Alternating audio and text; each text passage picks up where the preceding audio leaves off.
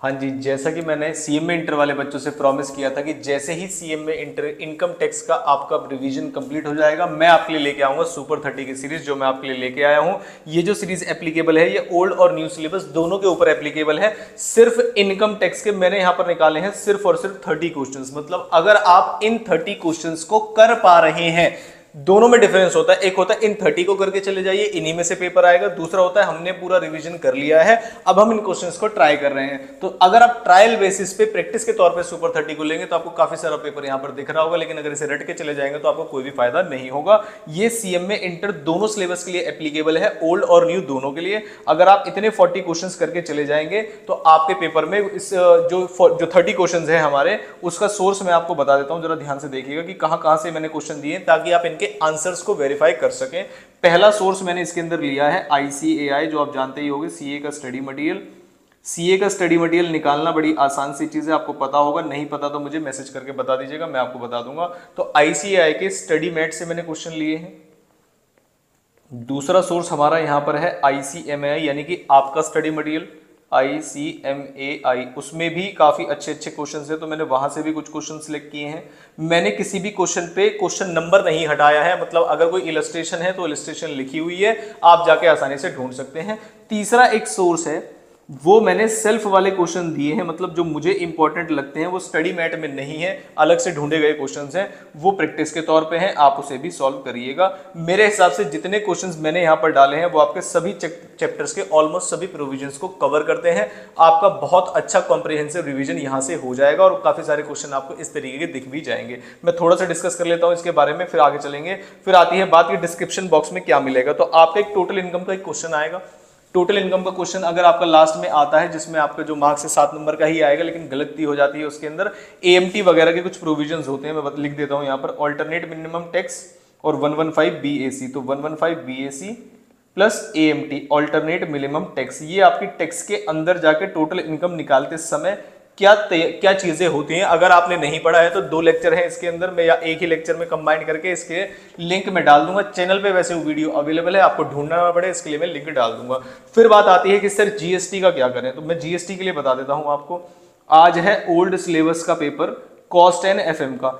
जैसे ही वो old syllabus का कॉस्ट एंड FM का पेपर हो जाएगा, उनका जो नेक्स्ट पेपर आएगा वो आएगा GST। तो जब तक आप सुपर 40, ये वाली चीज सुपर 30, अगर आपको ये हेल्पफुल लगे तो मुझे कमेंट बॉक्स में बताइएगा। रात तक मैं आपके लिए लेके आऊंगा GST के लिए भी 30 ऐसे क्वेश्चन की, अगर आप उसको करके चले जाएंगे, प्लस उस सुपर 30 की मैं सॉल्यूशन की PDF भी उसके साथ ही अटैच कर दूंगा GST के साथ। तो अगर आपको ये वाली जो लिस्ट है ये हेल्पफुल लगे तो मुझे कमेंट बॉक्स में बताइएगा, वीडियो को लाइक वगैरह कर दीजिएगा, और अगर आप चैनल पर नए हैं तो सब्सक्राइब वगैरह जो चीजें हम करते हैं वो आप कर दीजिएगा। ये कुछ क्वेश्चंस है, मैं आपको सैंपल दिखा देता हूं। जैसे जो पहला क्वेश्चन मैंने लिया है, ये रेजिडेंशियल स्टेटस और स्कोप वाले चैप्टर से लिया है, जिसमें अगर आप जितनी एडजस्टमेंट इसके अंदर दी गई है अगर उतनी करके चले जाएंगे तो आपके पेपर वाला क्वेश्चन आप इजीली कर पाएंगे। नेक्स्ट है ये रेजिडेंशियल स्टेटस से क्वेश्चन है, बिल्कुल आपको रेजिडेंशियल स्टेटस कंप्यूट करना है। नेक्स्ट जो क्वेश्चन है फिर से रेजिडेंशियल स्टेटस और स्कोप का क्वेश्चन है, इनकम निकालनी है आपको इसके अंदर। उसके बाद नेक्स्ट फिर ये रिटायरमेंट का क्वेश्चन, रिटायरमेंट का मतलब जिसमें सैलरी कंप्यूट करनी होगी आपको कि वो प्राइवेट सेक्टर एम्प्लॉय है। ग्रेचुटी मैंने यहाँ पर स्पेशली कवर की है कि अगर आप इस क्वेश्चन को करके चले जाएंगे तो आपका ग्रेचुटी वाला पार्ट हो जाएगा कवर। नेक्स्ट क्वेश्चन फिर से आता है सैलरी से। सैलरी का क्वेश्चन आपके एग्जाम में कंपलसरी आता है, इसलिए मैंने सैलरी क्वेश्चन काफी सारे रखे हैं ताकि उसमें जो प्रोविजन है बहुत ज्यादा है, और मैंने कोशिश की है कि मैक्सिमम प्रोविजन आपके कवर किए जाए। ये सारे जो क्वेश्चन है ये ICAI के स्टडी मटेरियल से है। जैसे ये सैलरी का क्वेश्चन है, ये भी सैलरी का क्वेश्चन है, ठीक है। फिर उसके बाद आते हैं, ये है हाउस प्रॉपर्टी का question. I hope house property आप पढ़ के जाएंगे और आपका स्ट्रॉन्ग पॉइंट होगा। ये दोनों ही हाउस प्रॉपर्टी के क्वेश्चन है।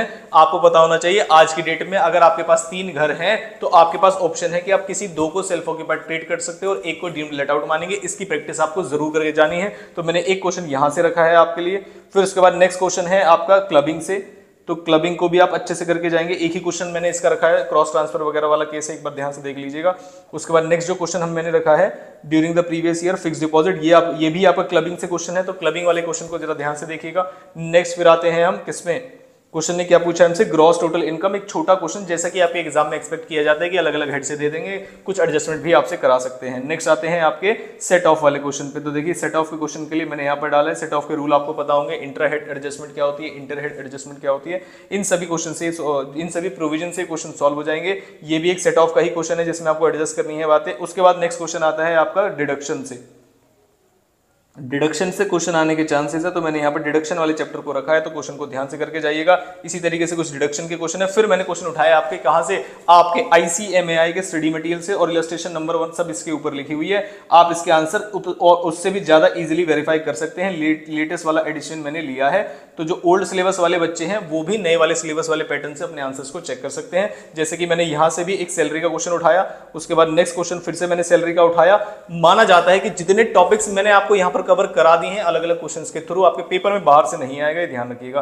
फिर से एक सैलरी का क्वेश्चन आएगा तो सैलरी की भरपूर रिवीजन हम कर लेंगे, और आपको पता होगा कि इसमें रिवीजन चाहिए भी होती है, बहुत लेंदी चैप्टर है ये आपका। उसके बाद आपको फिर क्वेश्चन आएगा आपका, इसमें मैंने क्वेश्चन डाला है जिसमें आपको या तो हाउस रेंट अलाउंस ले लो या RFA ले लो। अगर आप इस क्वेश्चन को ठीक से कर पाए, तो अगर आपके क्वेश्चन में फुल फ्लेज क्वेश्चन में HRA और RFA की कैलकुलेशन आती है तो आप बड़े इजीली कर पाएंगे, इसलिए मैंने एक अलग क्वेश्चन निकाला है। अच्छा क्वेश्चन है, जरा इसको ट्राई करिएगा। नेक्स्ट क्वेश्चन आते हैं आप, फिर आए मैंने PGBP के डेप्रिसिएशन के कुछ क्वेश्चन रखे हैं आपके स्टडी मटेरियल से, जो मुझे लगता है कि अगर आप इन क्वेश्चन को कर पाएंगे तो एग्जाम वाला क्वेश्चन आप इजीली कर पाएंगे।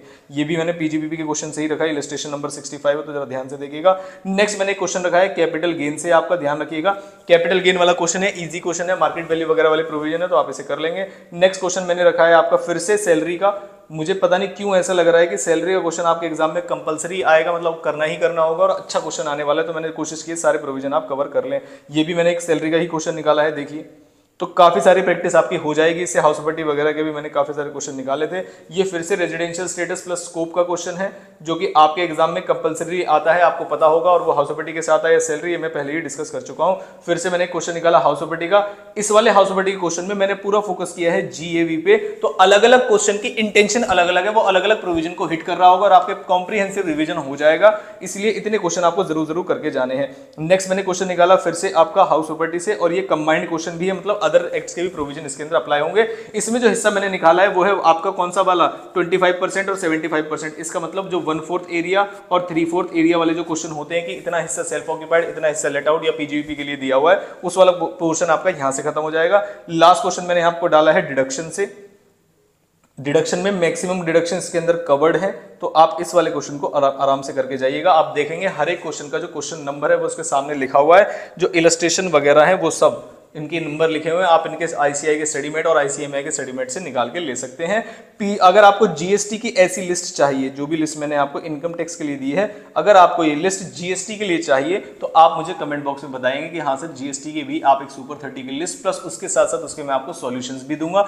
डिस्क्रिप्शन बॉक्स में चेक कर लीजिएगा, आपके लिए काफी सारी चीजें फ्री ऑफ कॉस्ट अवेलेबल कराई जा रही होंगी। अगर आपको कुछ भी डाउट है किसी भी चैप्टर, किसी भी टॉपिक में, कोई भी आपको हेल्प चाहिए, जैसा कि मैं हर वीडियो के लास्ट में आपको बताता हूं कि एग्जाम जब तक चल रहे हैं आप इस नंबर पर व्हाट्सएप करके, जो कि काफी सारे बच्चे ऑलरेडी कर चुके हैं, इस नंबर पर आप व्हाट्सएप करेंगे। मैंने नंबर गलत लिख दिया है, 999 के बाद 46 है। आप इस नंबर पर जब व्हाट्सएप करेंगे तो व्हाट्सएप के लिखने का तरीका क्या होना चाहिए, उन्हीं बच्चों को रिस्पांस मिला होगा। व्हाट्सएप जब आप करेंगे तो आप पहले लिखेंगे अपना नाम, अपना स्टेट, CM में इंटर, और जो आपकी क्वेरी, जो भी आपको चाहिए, कोई भी चैप्टर वगैरह अगर आपको चाहिए होगा तो फ्री ऑफ कॉस्ट में आपको प्रोवाइड कर दूंगा एग्जाम के दौरान। तो आप अपनी तैयारी में लग जाइए और फुल फ्लेश तैयारी करिए। स्टार्टिंग के 2 पेपर से ये पेपर अच्छा जाए उसकी तैयारी है, इसके लिए प्रैक्टिस क्वेश्चन मैंने आपको दिए हैं, ज्यादा समय ना लगा के ऑडिट टेक्निक्स इन क्वेश्चन को आप सॉल्व कर सकते हैं। तो लग जाइए आपकी तैयारी में। GST अगर चाहिए होगा तो मुझे आप लोग कमेंट बॉक्स में बता दीजिए। Thank you very much.